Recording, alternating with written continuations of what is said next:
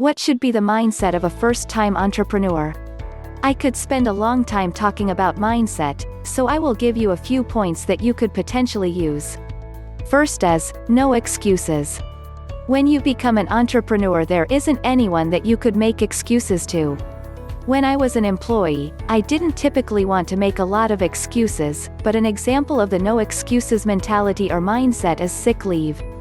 As an employee, I had taken sick leave before, but as an entrepreneur, if I decide to take sick leave, there's no one to cover for me.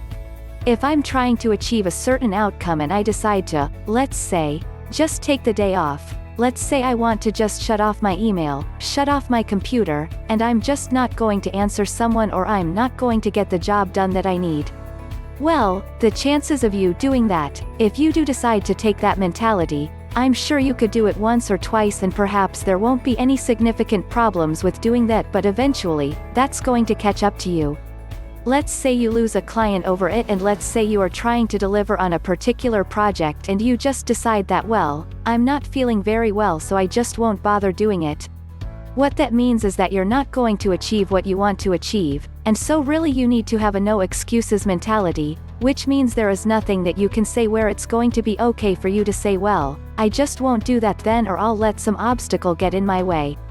Basically, you have to say, I'm going to continue until I get the outcome I want, and it really doesn't matter what happens, it doesn't matter what gets in my way, I'm going to find a way around it. There is no valid excuse that you can make. You always need to be continually learning because things are changing so quickly at the moment. So, if you're doing the same thing that you were 5 years ago, then most likely you've fallen behind the curve and it's up to you to stay current. No one's going to come along and help you, it's your responsibility to make sure that you're continually learning and falling behind, because your competition is going to be trying to take customers.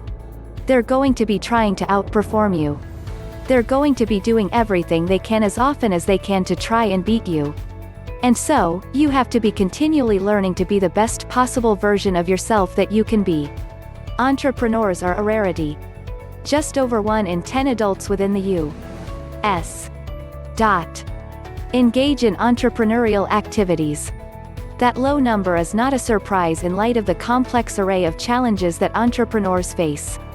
According to a joint study last year by the University of Michigan and Stanford University, more than 70% of entrepreneurs who launch a failed venture do not try again. The vast majority of entrepreneurs researched adopted a one and done mentality in the face of failure. However, the same study identified an elite subset of entrepreneurs, serial entrepreneurs, comprising 29% of those researched who went on to launch other ventures with great success. Mark Preston is just such an entrepreneur. He's had dozens of money-making ventures over the past 2 decades in 7 standalone companies ranging from web design, mobile apps, hardware and software development to retail storefronts. I have profitable business ideas that offer something new under the sun, every single day. In fact, we have 6 or 7 viable business concepts in our pipeline that are in early stages but are already in motion, said Preston. Preston has several colleagues and friends who are also serial entrepreneurs. He identifies the following 5 traits that they all exhibit. 1. Time management. The single most valuable asset for each of us is our time, because it's the only asset that can't be renewed. As a result of that fact, Preston stresses the need for aggressive, intentional time management for anyone who wants to be a serial entrepreneur. Where you're directing your time is critical. How much you spend on email or getting lost on time-consuming projects that should be outsourced or delegated to employees, that's the single most important factor in the success of every serial entrepreneur I know, including me, said Preston. 2. Drive to scale. Serial entrepreneurs have the ability to quickly advance a business through the startup phase into a sustainable growth trajectory. You can't continue to develop new businesses or ideas as a serial entrepreneur if you're unable to scale those businesses quickly, which enables you to move on to the next project or idea. That's a key difference between repeat entrepreneurs and a typical person in business, he said. 3. Strategic relationships. Preston stresses that not only do serial entrepreneurs need a strong team of advisors, partners and employees, they also must develop other strategic relationships where they give to others. I believe that someone in a serial entrepreneurial role needs to be mentoring someone else's business for free. I've helped several other individuals pro bono because I've received mentoring along my path, which was invaluable. It's important to pass that on and help fuel the entrepreneurial fire in others, he said. 4. Insatiable curiosity. Another factor that distinguishes serial entrepreneurs from other business executives is an inherent drive to ask questions, seek out new information and connect ideas, all of which can be summed up in the word, curiosity. I'll read physics papers, technology manuals, I'll read all kinds of things, and there's an aha moment where there will be a connection I've never seen before. Ironically, many of those connections and my ideas are generated when I'm sleeping. I tend to have those aha moments in dreams where I'll wake up with new ideas and insights. You have to be ready to capture those moments when they happen, said Preston. 5. Know when to move on.